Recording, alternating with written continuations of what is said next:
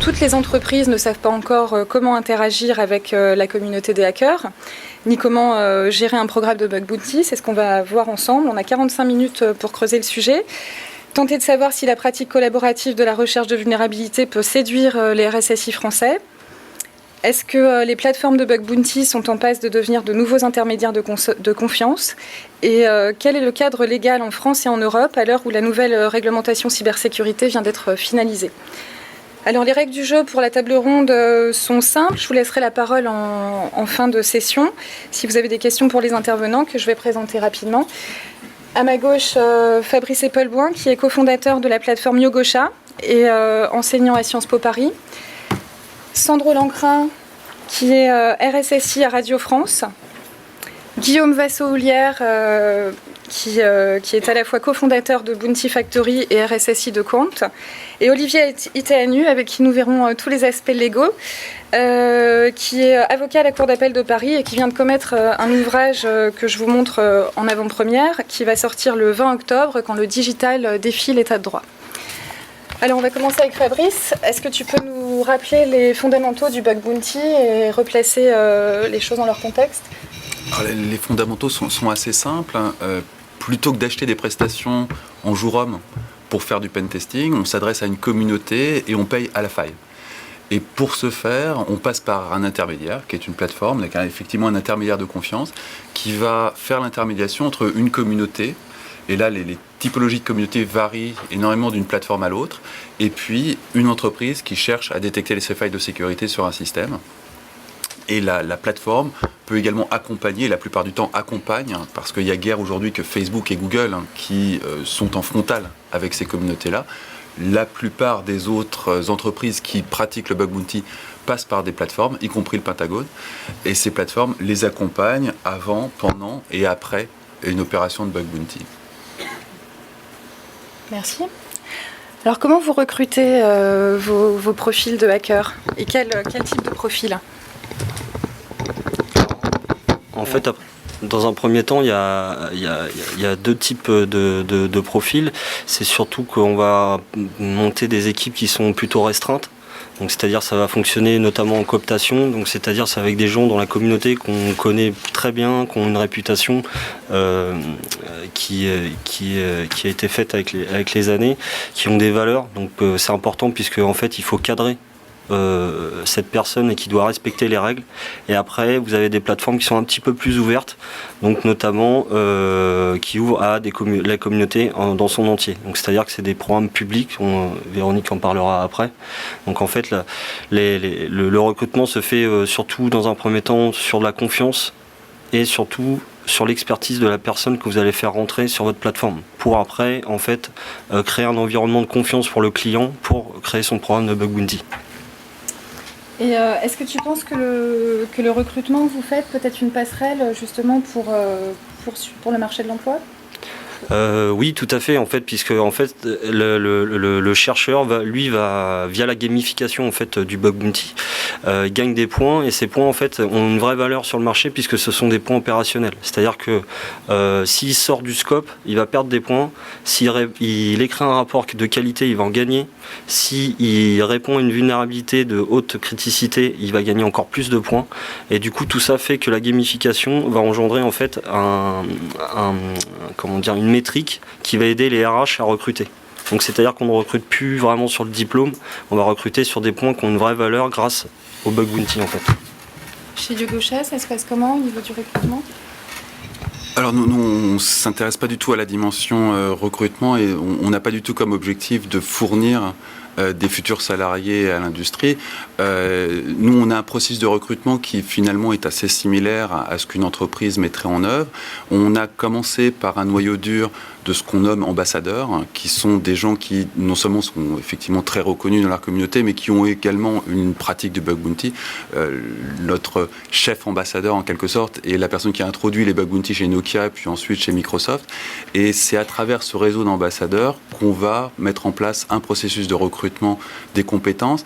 On a évidemment des critères éthiques et on fait un screening très complet des gens qui intègrent notre communauté, mais on s'intéresse aussi à recruter une communauté très diversifiée, de façon à avoir en face de chaque problématique et des spécialistes de telle ou telle technologie, mais aussi des formes de créativité très différentes. Et on s'intéresse tout particulièrement à ces problématiques de créativité parce que c'est ça qui va faire la diversité de ce qu'on va mettre en face d'une opération de bug bounty. À côté de ça, on est parti évidemment de notre réseau, à Yassir et à moi qui avons cofondé la boîte, de notre réseau personnel. Et comme on a un âge relativement avancé, j'ai 46 ans, Yassir est un peu plus jeune, tendance à dire que le profil type des white hats qui sont dans notre communauté sont bien installés dans la vie et en général sont mariés avec des enfants.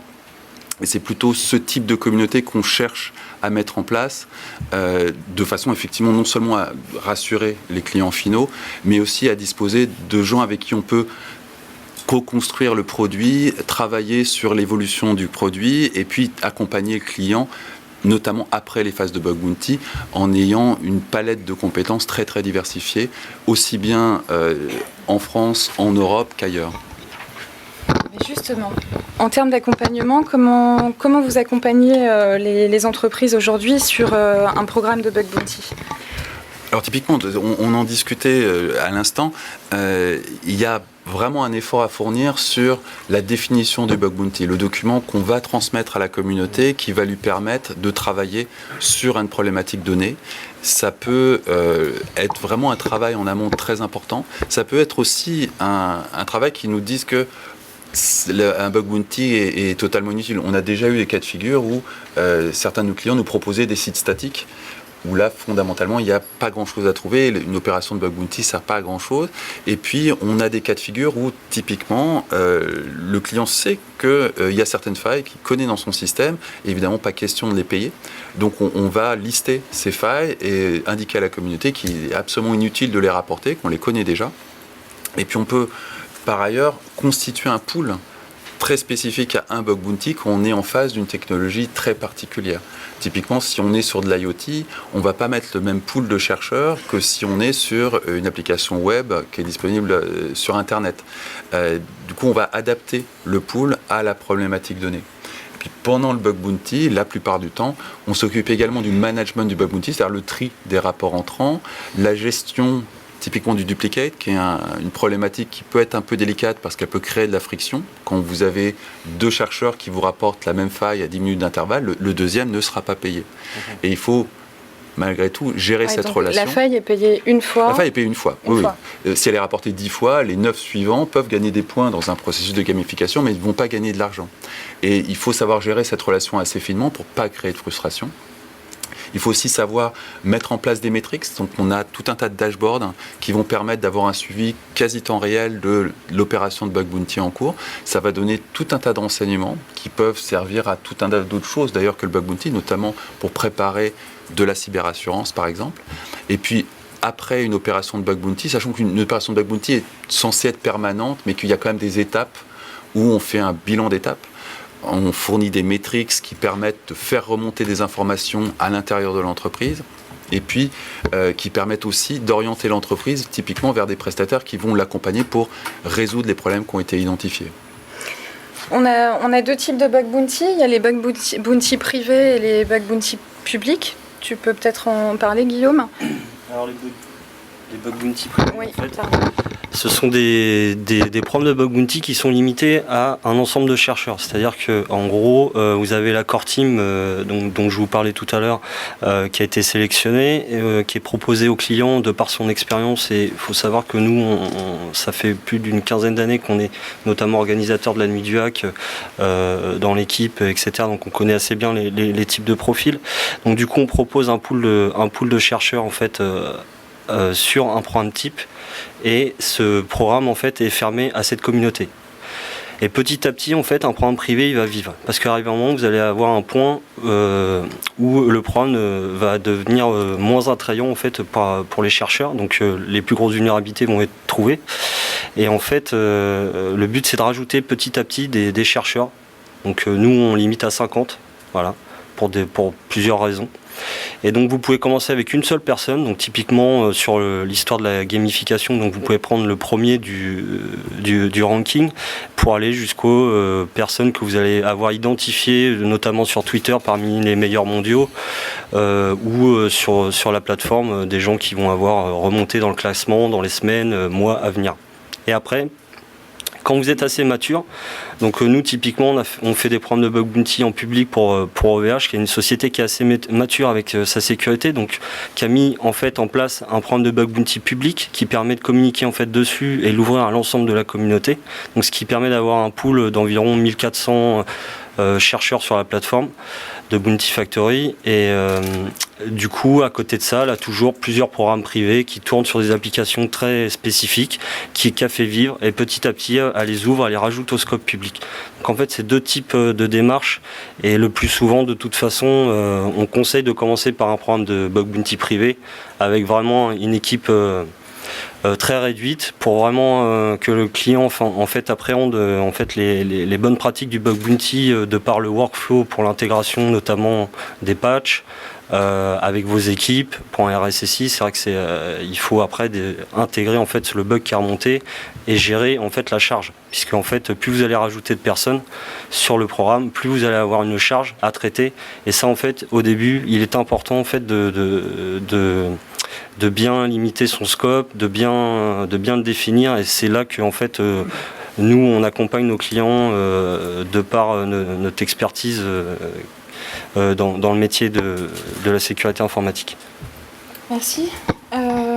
Sandro, RSSI à la Maison de la Radio.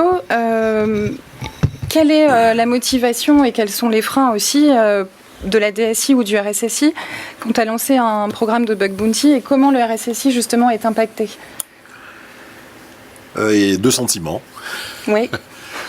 Bon alors l'émerveillement peut-être, enfin émerveillement, je ne sais pas si on peut utiliser ce terme, mais bon. Le côté disruptif, voilà, aller disruptif, sur quelque chose de nouveau. Voilà.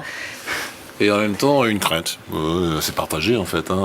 Pourquoi le côté appréciation, c'est parce que quand même tout ce qui va dans le sens de faire évoluer le niveau de sécurité ne peut être qu'intéressant pour un RSSI. Je veux dire, ce soit du bug bounty ou autre chose qu'on invientera demain, comme autre façon de faire avancer la sécurité, donc ça c'est intéressant. Et puis l'autre côté, celui où il y a un peu la crainte, c'est la partie bounty de bug bounty.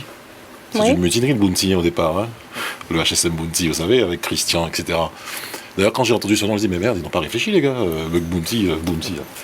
Est-ce qu'on peut avoir confiance? C'est un peu ça le problème qui vient derrière, c'est où est-ce qu'on va mettre le niveau de confiance. Et ensuite, excusez-moi, ça a été un peu ma première réflexion, de parler de confiance. De l'autre côté, quand on pousse plus loin la réflexion et qu'on compare ou qu'on oppose le pentest classique au bug bounty, qui à mon avis ne sont pas vraiment opposables, parce que je considère maintenant, après avoir mûri les choses... Tu anticipes mes questions. Ouais. Que le bug bounty serait plutôt le pentest, ou si tu veux, la sécurité offensive 2.1, 2.0. Tu vois, je fais du marketing aussi, ce que j'ai appris. Et j'ai pas d'action dans les deux boîtes. Je le dis tout de suite. Il n'existe que 3 clients en France, voilà, 3 offreurs en France. Voilà. Donc si tu veux, quand tu réfléchis, au départ, je me dis, ok, bon, j'ouvre ou j'ouvrirai, puisque je vais anticiper la question, je n'ai pas encore de programme de bug bounty à Radio France. Donc ça, j'anticipe la question, mais par contre, je me pose la question pour le futur. Voilà. Donc, et quand je réfléchis, je dis aujourd'hui, certes, le profil des gens qui vont être chez moi, parce que je vais leur ouvrir l'accès à mon réseau, sont des gens qui sont hyper compétents, versus, je dirais pas que les pentesters ne sont pas compétents, attention, n'allez pas déformer ce que je dis, mais c'est pas pour moi le même niveau. Ok, le mec il est hyper compétent, mais il représente quoi? Il représente le vrai pirate ou le vrai profil qui va m'attaquer et qui va peut-être essayer finalement, en trouvant des failles qu'il trouvera chez moi, essayer de sortir du business. Ça c'est la première chose. Et puis deuxième chose, aujourd'hui quand je prends, faut pas, on cite des noms de boîtes ou pas? Non, enfin qu'importe, on s'en Tu moque. fais comme tu veux, mais enfin, on est quand même podcasté, il y a Quand on quelques prend- journalistes. Mais, Quand on prend de grosses boîtes françaises qui vous vendent des consultants, etc., qui viennent faire du pentest chez vous, mais qu'est-ce qui me dit que ce mec-là, une faille qu'il va découvrir, il va me la remonter? Qu'est-ce qui me garantit ça? C'est parce qu'il est derrière le nom Orange ou Deloitte ou quelque chose comme ça? tu l'as dit. Alors, justement, on va passer sur la partie légale, puisque effectivement, il y a aussi la protection juridique. Est-ce que cette pratique est conforme au droit français? Je t'en prie. Olivier. Oui, merci. Conforme au droit français, aucune difficulté. J'ai une prestation, j'aurais presque envie de dire comme une autre. La prestation en tant que telle ne pose pas de problème. Alors après, ce que j'ai noté, moi, c'est que tout le monde le mot confiance a été prononcé par tous les intervenants, sauf par toi. Si, intermédiaire. Si aussi, d'accord. Alors, voilà. Donc Fabrice a dit on est des intermédiaires de confiance. Guillaume a dit il faut cadrer cette personne confiance. Et puis tu viens de dire aussi la question de la confiance. Et donc il y a un outil qui peut aider à la confiance. Je ne dis pas qu'à lui seul qui est un outil juridique, qui à lui seul va résoudre ce problème de confiance. Parce que le problème de confiance, c'est très voilà, c'est quelque chose. Je crois que en latin, fides, ça veut dire à la fois la confiance, à la fois. Donc c'est quelque chose qui se commande pas. Mais ça s'appelle l'outil juridique. Et l'outil juridique, et en particulier le contrat, pardon, comme l'outil juridique, le contrat. Et Guillaume disait, il faut cadrer ces personnes. C'est ça en fait, je crois. L'importance de la plateforme, elle est également dans l'ingénierie juridique qu'elle va apporter, aussi bien à la communauté des hackers, parce que là, il y a 2 contrats, que vis-à-vis du client. Et c'est très important que l'un et l'autre sachent ce à quoi s'engagent l'un et l'autre. C'est-à-dire, par exemple, je comprends qu'on peut le dire. Quelles sont les conditions légales du bug bounty? Je dirais que les conditions de la confiance, si tu veux, là, parce que la condition légale, je crois que c'est réglé. Enfin, c'est réglé. Il faut un contrat, parce que là, on parle quand même d'attaque, comme ça a été dit. Et dans le code pénal, ça s'appelle un accès frauduleux à un système de traitement automatisé de données. De mémoire, ça doit être 300 000 € d'amende, toi tu connais bien Fabrice, et 3 ans de prison, chose comme ça. Donc, sans contrat, on est dans la problématique, et avec un contrat, on n'y est pas, puisqu'il y a une autorisation qui est donnée par le client. Mais ce que je disais, c'est important que chacun sache ce à quoi l'autre s'est engagé. Et donc, par exemple, chez Gauchan, on a décidé de faire un contrat auquel souscrivent, dans le même contrat, ce qui, d'un point de vue de l'orthodoxie juridique, est un peu bizarre, parce que c'est 2 prestations de service. Oui. Enfin, c'est une prestation de service vis-à-vis du white hat, et puis c'est un contrat client vis-à-vis du client. Donc on ne mélange pas le sous-traitant avec le client en général. Mais on a pensé que c'était important de faire un seul contrat pour bien que chacun voit quelles sont les obligations auxquelles s'astreint l'autre en termes de périmètre de service. Moi je traduis ce qui a été dit. Vous avez je crois que c'est toi qui as parlé de bien définir le scope. Moi je dis ça s'appelle un périmètre de service. Donc il y a un périmètre de service, il faut que l'autre il ait bien conscience qu'il s'engage à ça. En termes d'identification également du white hat, à qui on s'adresse, parce qu'on le recrute. Souvent, on est face à des gens qui ne veulent pas forcément être reconnus de la part du client. En leur réelle identité, ce que va garantir la plateforme, c'est qu'elle l'a identifié. Ça, c'est quand même important. Et puis, en termes de confidentialité, parce qu'on parle de vulnérabilité de système d'information, donc il ne faudra quand même pas que ça passe par un tweet 2 minutes après qu'on ait trouvé la faille. Je veux dire que ces obligations-là, on les trouve dans le contrat. Donc, je pense que cette question de la confiance, elle est quand même centrale dans le bug bounty, parce que je pense que tout le monde est d'accord pour dire que là, il y a quand même quelque chose à faire, parce qu'on s'adresse à des gens qui sont capables de rendre de service. L'économie de la prestation, elle est toute faite pour le client, parce qu'il paye qu'au résultat. Donc c'est bien dans l'air du temps. Et puis en même temps, là on a des plateformes qui organisent, qui encadrent les choses. Donc je crois que ça passe par une ingénierie juridique qui est offerte par les plateformes. Si je peux me permettre de rajouter une dimension plus sociologique à cette dimension légale, le fait d'avoir un seul et même contrat qui s'adresse au white hat d'un côté, à l'entreprise cliente de l'autre, ça part aussi d'une réalité sociologique de la confiance, qui est quelque chose, vous avez tous constaté, qu'elle s'effondre en ce moment dans la société, en France comme ailleurs, et qui est que la confiance n'est plus une donnée transitive. C'est pas parce que A fait confiance à B que B fait confiance à C que A va faire confiance à C. Ça ne marche plus comme ça. Et donc il faut que ça soit traduit à la fois dans les faits juridiques, mais également dans le management dans la communauté, dans la façon de faciliter les relations entre les white hats et le client final. La confiance est vraiment plus du tout une donnée transitive, et on a encore une architecture juridique qui part de ce principe de la transitivité. Ça n'est plus une réalité sociologique, ça n'est plus une réalité dans la vie politique, ça n'est plus une réalité nulle part, et il faut anticiper ce changement brusque dans la notion de confiance qui est en train d'être complètement redéfinie, et la traduire dans le socle juridique de la plateforme. Sinon, on va se retrouver dans les mêmes difficultés que connaissent aussi bien les institutions que les entreprises aujourd'hui dans la confiance, qui peut se traduire en réputation, tout un tas d'autres choses. Et il est indispensable d'établir un lien direct de confiance entre la communauté et le client final. Et la plateforme est très clairement là pour sceller ce lien et être entre les deux, pas seulement intermédiaire, mais aussi facilitateur. Ok, concernant la faille, on se demande comment est calculée la valeur du bug. Est-ce que c'est en fonction de sa criticité? Quelle est indexée, la prime? Guillaume? Alors oui, c'est en fonction de sa criticité et aussi la valeur des données qui sont plus exfiltrées en fonction de la vulnérabilité. En fait, ce qui est intéressant, c'est qu'il y a plus ou moins des prix qui sont identifiés en fait de par l'expertise des nombreuses plateformes qu'il y a sur Internet.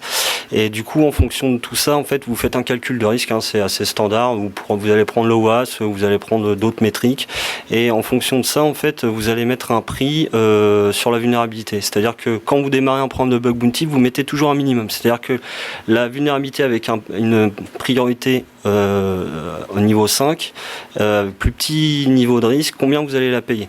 Donc ça vous allez mettre un minimum, et après, en fonction de ça, il faut faire votre calcul de risque et dire, voilà, une vulnérabilité de typiquement un route sur un serveur, jusqu'à combien je vais payer la vulnérabilité. Ça, c'est important d'être transparent avec les chercheurs, parce que du coup, ça joue aussi sur l'attractivité du programme, et on en revient aussi en fait à la confiance. Cette confiance, il faut qu'elle soit sur les deux périmètres, c'est-à-dire du côté de l'utilisateur et aussi du côté du chercheur. On contractualise de toute façon cette partie. Oui. Alors, ceci dit, le contrat suffit pas. Je pense que pour la confiance, je pense qu'il y a véritablement de la part de la plateforme une obligation de conseil. Alors, on appelle ça un devoir de conseil, parce que quelque part, pourquoi pas obligation et devoir? Parce que le devoir veut dire que ça commence avant le contrat et ça se poursuit après le contrat, d'une certaine manière. Pourquoi? Parce que c'était intéressant ce que disait Fabrice sur la question translative de la confiance, parce qu'il y a aussi d'autres personnes qui sont concernées par le bug bounty et qui ne sont pas dans la relation contractuelle. Par exemple, les données à caractère personnel. Ce sont vos clients, ce sont vos contacts, vos salariés qui sont dans le système d'information et qui eux, ont donné finalement, je l'espère en tout cas, un consentement au responsable du traitement, aux clients, et qui peuvent demain se trouver confrontés à une difficulté, et tout simplement parce que le bug bounty peut-être aura provoqué un accident ou une fuite de données. Et donc, cette question de la criticité me fait penser que la plateforme, elle va apporter la confiance par le contrat. Et quand je disais l'ingénierie juridique, c'est par le conseil. C'est ça que je voulais dire. Je ne vais pas y terminer tout à l'heure, mais c'est par le conseil, notamment juridique. D'accord. Est-ce que, justement, si on parle aussi de full disclosure, ça pose un problème en cas 2. Est-ce que le code pénal prévoit l'interdiction de publier une faille publiquement? Alors non, il y a eu il y a quelques années une affaire c'était un éditeur américain qui s'appelait... et il vient de me quitter là, mais qui avait publié un bouquin sur comment créer un virus. Okay. Et non, je veux dire, le fait de publier une faille en tant que telle dans le public, a priori, n'est pas visé par le code pénal. Maintenant, il faut voir avec quelle intention on le fait. Je veux dire, il y a eu des cas il y a une jurisprudence qui a été prise sur cette question, mais dans le code pénal, il y a surtout un truc qui est très intéressant depuis la loi de programmation militaire en 2013. Je parle du droit français. Oui. Mais on le retrouve dans pratiquement tous les États européens. Les services de renseignement peut les appeler comme ça, qui sont quand même les premiers hackers, à mon avis, au monde. Je pense que sans difficulté, la NSA est numéro 1. C'est reconnu, il y a des programmes qui sont quasi publics là-dessus. Hack, je dirais allègrement, hein, et utilise notamment des outils interdits. Hein. Et la loi de programmation militaire en 2013 a créé si je puis dire, une faille dans la loi, qui d'ailleurs probablement a été largement au-delà de ce que escomptaient les gens qui ont suscité cet amendement, car il était interdit d'importer, de détenir, d'offrir, de céder ou de mettre à disposition un équipement, un instrument, un programme informatique qui va donc causer un accès frauduleux, mais la loi prévoyait le fait, alors sans motif légitime, c'est-à-dire que si on avait un motif légitime, on pouvait le faire. Par exemple, les chercheurs avaient obtenu de rentrer dans le motif légitime. Et la programmation militaire a ajouté notamment de recherche ou de sécurité informatique. Ce qui, voilà, d'ailleurs, la phrase ne veut plus rien dire, mais tout le monde s'est regardé en se disant, mais finalement, lorsqu'on est en situation de recherche, d'où l'intérêt de le dire au contrat, qu'on est en recherche de sécurité informatique. On peut même aller jusqu'à utiliser des logiciels qui sont des logiciels, on va dire, malveillants. Et c'est l'article 323.3.1 du Code pénal issu de la loi de programmation militaire de décembre 2013. Voilà. Je sais pas si tu réponds à ta question. Oui, complètement. Sur les failles, toujours, est-ce que vous pouvez, Guillaume, est-ce que tu peux nous donner un top 5 des failles les plus couramment remontées ? Alors, le top 5, il est rapide, c'est 25%, donc ça c'est des chiffres qui sont pas qui sont au global sur l'ensemble des plateformes qu'on a pu noter. Il y a 25% qui sont des vulnérabilités de type XSS, donc ça je pense qu'on est tous d'accord que ce sont les premières vulnérabilités qui seront remontées dans tous les cas. Après, on passe sur 8% qui sont des SSRF. Après, on passe sur mobilité. Donc ça, c'est un peu ce qui est intéressant, c'est qu'on a 4% des vulnérabilités qui sont de type mobile. Donc mobile, dans le WASP, en fait, ça englobe plusieurs choses, en fait, notamment cryptographie, tout ce qui est cryptographie faible, problème d'authentification, problème de fuite de données, des choses comme ça. Donc c'est vrai que ça, on en retrouve beaucoup. Donc des paramètres dans l'URL mal filtrés, des droits qui sont mal filtrés, les SQLI, puis après on retrouve le clickjacking. Donc les SQLI sont quand même assez dans le top 5, et après en fait vous avez 63% qui sont non répertoriés, c'est-à-dire qu'ils ne rentrent pas dans un cadre, on va dire, identifié, il y a tout et rien, puisque c'est en fonction de l'applicatif, quoi. Sandro, quand un RSSI qui gère un programme de bug bounty se retrouve avec une centaine de failles découvertes, si le commanditaire n'a pas la ressource en interne, et même s'il l'a d'ailleurs, comment ça se passe ? Il pleure. Oui, mais enfin bon, il a quand même un rapport qui lui permet de connaître un peu mieux l'état de sécurité. Oui, bouille le cierge. Non, faut voir le bug bounty comme... tout à l'heure, je parlais de sécurité offensive 2.0, c'est la phase d'après. Donc, c'est aussi fait pour sensibiliser, la direction. Et surtout, tout à l'heure, je parlais de profil. Voilà, c'est vraiment des failles qui ont été faites, une force de frappe qui a été faite par le vrai profil de l'attaquant, le mec qui va m'attaquer. Donc, c'est quelque chose qui, justement, parle beaucoup plus à la direction qu'un simple pentest, de mon point de vue, et qui débloque, en tout cas en ce qui me concerne, quand dans le pentest, commence à débloquer des fonds, quoi. Donc il faut, on se staffe, soit en prenant des prestations, et c'est souvent le cas chez nous, en tout cas en prenant des prestations pour essayer de corriger au plus vite les choses. Mais sans ressources, effectivement, tu es au courant, quoi. Tu es au courant que tu as des failles. Tu es au courant que tu as des failles, et puis tu pries, tu espères tous les jours te réveiller, ou qu'on ne te réveillera pas à 2h du matin parce que ça a planté, et que voilà.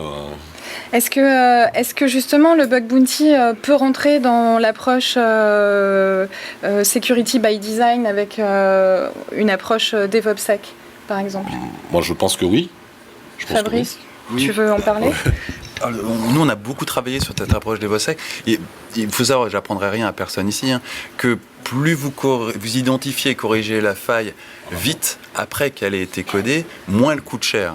Et non seulement elle coûte moins cher, mais si le cas idéal, vous remontez la faille à la personne qui l'a codée, vous faites acte de pédagogie et vous formez les devs et vous en produirez moins par la suite. Donc il y a un enjeu à la fois économique et pédagogique et de monter en compétence de ses propres équipes à remonter les failles le plus vite possible et à la personne qui les a codées. Et pour ça, il faut s'intégrer vraiment dans les processus de production de code des entreprises. L'idéal pour ça, évidemment, c'est le DevOps, et c'est intégrer cette phase de bug bounty au cœur de ces processus DevOps, pour l'instant en phase juste après la mise en production, mais à terme, dans des phases intermédiaires. Et de vraiment utiliser le bug bounty comme un service à la demande qui fasse partie des processus habituels de production de code de l'entreprise et qui vont faire monter les compétences des équipes, parce que très concrètement, quelqu'un qui va coder une faille va recevoir un rapport de faille une semaine après qu'il l'ait codé. Donc ça donne beaucoup de valeur aux équipes qui codent, et ainsi qu'aux opérationnels. Ça les fait monter en compétences. Il faut aussi s'attendre à ce que du coup, vu les compétences, on monte également leur salaire, et qu'on se préoccupe beaucoup de problématiques qui aujourd'hui sont prises parfois un peu à la légère, comme le turnover. Parce que si le bug bounty vous sert aussi à former vos devs, vos devs vont devenir beaucoup plus précieux. Mais l'objectif vraiment final, c'est vraiment de s'intégrer au cœur de ces processus de développement et de brancher un tuyau bug bounty au cœur de toute une équipe de développement dans une entreprise, de façon vraiment à faire monter en compétences et à diminuer la production de failles. Oui. Si je fais un parallèle, parce qu'on parle de security by design, bon, là tu as parlé de la partie développement, mais on parle de façon générale. Plus vous prenez tôt la sécurité dans les projets, moins vous avez de difficultés à la fin. On est d'accord, moins ça coûte cher. Aujourd'hui, avec la GDPR, certains d'entre vous sont confrontés au problème de security, de privacy by design, et en train de se poser la question de toutes les applications, la tête dans les mains. Toutes ces applications qui sont des applications legacy qui a des années, comment on va faire pour les sécuriser dans les 2 ans qui viennent? Parce qu'on n'a pas en amont fait, on n'a pas pris la sécurité dès le départ. C'est le même principe transposé à la partie développement et le bug bounty sur la partie DevOps. C'est vraiment, c'est pile pour la même chose. Mais vraiment, il y a moyen d'utiliser le bug bounty pour faire monter en compétence ces équipes. Pas juste pour corriger ces failles, pour faire en sorte qu'on en produise moins. Et ça renforce vraiment la valeur des gens qui font ces failles et qui peuvent demain en produire infiniment moins si on arrive à rapprocher la découverte de la faille de sa production. Et justement, est-ce que en amont, on ne pourrait pas imaginer que les cyberassurances puissent préconiser la mise en œuvre de ce type de programme? Olivier, peut-être, sur la question cyberassurance? Ça, je sais pas, c'est une question, bon, enfin, c'est pas une question juridique. Tu veux pas ma question? Non, je veux pas ta question. Ok, next. Non. Pour répondre Véronique, nous par exemple. Tiens, prends le micro. Ouais, ça va être mieux. Nous par exemple, en fait, on est partenaire avec des courtiers en assurance où le fait de faire un bug bounty, ça diminue votre risque sur l'assurance cyber. Et on arrive à des taux de réduction qui sont quasiment de 20% pour un client qui fait du bug bounty. Donc c'est comme l'assurance cyber est indexée sur votre chiffre d'affaires, ça commence à faire des gros montants. Donc c'est très intéressant pour certains clients. Et du coup, on rentre vraiment sur la plateforme et un outil en plus dans l'arsenal du RSSI, mais c'est aussi un outil en plus pour tout ce qui va en découler derrière, notamment les assurances cyber. Donc ça, c'est très intéressant et les assureurs en sont conscients. Pour compléter la réponse de Guillaume, il faut savoir que si vous faites une courbe du nombre de rapports de failles que vous recevez dans une opération de bug bounty, vous allez voir un pic énorme au démarrage, ce qui pose des réels problèmes. Il va falloir les corriger, il va falloir mobiliser des ressources parfois importantes, et donc il va falloir anticiper tout ça dans la phase préparatoire du bug bounty. Mais ça donne aussi une indication très claire à destination des assurances, qui est que quand cette courbe descend et quand le pic est résolu, on est dans une zone de confort pour l'assurance. Par ailleurs, on peut mesurer tout un tas de choses à travers un bug bounty qui sont très intéressantes pour une cyberassurance. Typiquement, les fameux duplicates, un bug qui est rapporté 1 fois, 2 fois, 3 fois. Du coup, on peut estimer la célérité d'une entreprise à corriger ses failles. Et ça intéresse énormément une assurance. Une entreprise qui va corriger très rapidement ses failles, c'est un gage de sérieux pour une assurance et c'est évidemment quelque chose qui va faire baisser le coût de sa cyberassurance. Et pour les assurances, à terme, on peut tout à fait anticiper le fait qu'elles imposent un bug bounty justement pour mesurer ces métriques. C'est pour ça qu'on travaille énormément sur des dashboards qui permettent de mesurer ces choses-là, à la fois à destination des assurances. Et évidemment, c'est l'entreprise cliente qui communique ou non à l'assurance ces données. C'est en aucun cas les plateformes qui vont les communiquer directement aux assurances. Mais ça va vraiment permettre de passer dans une cyberassurance qui impose aussi aux entreprises une certaine dextérité pour corriger ces failles et qui est en mesure de mesurer cette dextérité. Merci. J'avais une question concernant les OIV, il y en a certainement dans la salle. Est-ce qu'un OIV peut prétendre à un programme de bug bounty? Est-ce qu'il y aurait des dispositions particulières? Est-ce que tu peux répondre là-dessus, Sandro? Je pose la question naïvement. Je pense que, enfin, ayant travaillé sur le sujet, faudrait que l'ANSSI, parce que finalement, c'est la loi de programmation militaire que l'on suit, il faudrait que l'ANSSI puisse inscrire cela dans les dispositions qu'elle a prises, qu'elle a mises, du moins dans la loi de programmation militaire. Aujourd'hui, il est prévu du pentest, des audits de sécurité technique, dont le pentesting. Il faudrait peut-être que l'ANSSI, prenne ce point-là et voit ça comme une avancée supplémentaire, mais cela supposerait aussi que les plateformes de bug bounty puissent se faire certifier PASI et que les hackers soient PASI. PASI, c'est prestataire d'audit, pour ceux qui ne connaissent pas, en sécurité des systèmes d'information. Et donc ça, quelle est la volonté des hackers? Parce que d'après ce que j'ai compris des discussions qu'on avait eues avec Fabrice, c'était plutôt... Enfin, je ne sais pas qu'ils veulent rester anonymes, mais bon, pas forcément. Bon, après, ils sont pas tous basés en France. Voilà, donc ils sont pas. Voilà, donc à un moment donné, tu te poses cette question. Nous, qu'est-ce qu'on fait? Il faut que l'on puisse être sûr derrière. Bon, si je dis donc je m'imagine pas comme un OIV. Il faut que l'OIV puisse s'assurer que celui qui est derrière a ses certifications. Et ça sera ça la difficulté, à mon avis. Nous, on a un OIV, évidemment, je ne vais pas vous dire qui c'est. Donc, effectivement, dans le pool constitué pour faire le bug bounty d'un OIV, évidemment, c'est que des Français. Et c'est évidemment que des gens parfaitement identifiés, qui, par ailleurs, pourraient tout à fait faire du pen testing dans le cadre d'un OIV.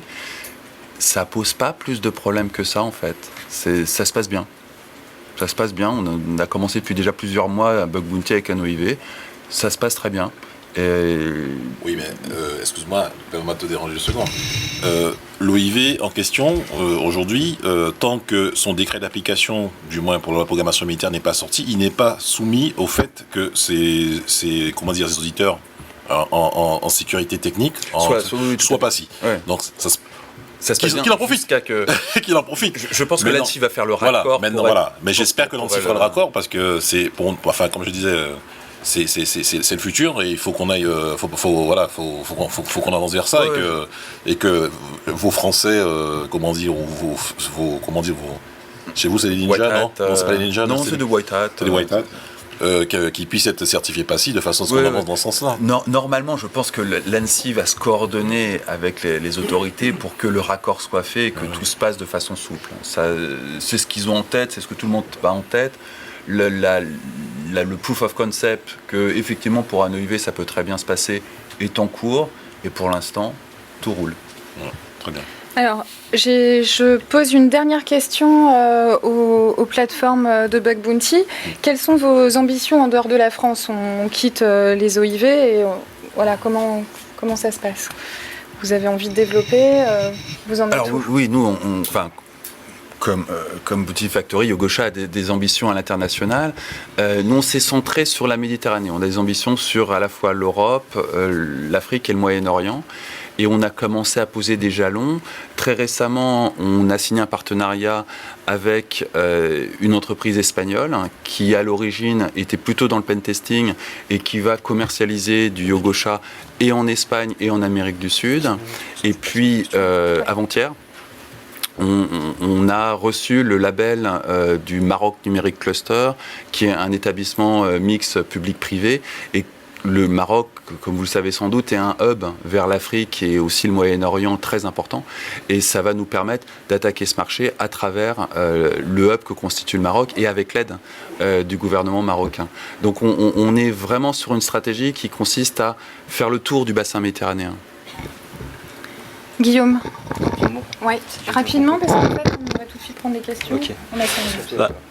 Nos ambitions, ils sont européennes, pour des questions de souveraineté déjà, puisque le dossier a été déposé à la NSSI, le projet, il y a quand même quelques années, il a été mûrement réfléchi. On est déjà en train de répondre à des CCTP techniques en dehors des frontières de la France, notamment en Allemagne et en Suisse, au Luxembourg, des beaux projets. Et du coup, c'est vrai que apporter une dimension européenne à la communauté et à l'expertise, ça permet d'avoir vraiment un pool qui soit avec des compétences et des méthodes de test d'intrusion qui soient différentes. Donc ça, c'est très intéressant pour avoir une qualité sur les bug bounty. Donc du coup, voilà, nos ambitions, ils sont européennes dans un premier temps, et on sait que la communauté a les compétences pour remonter ce défi, et en ayant une bonne plateforme derrière pour les accompagner, et de très beaux clients. Voilà, je vous remercie beaucoup. Merci.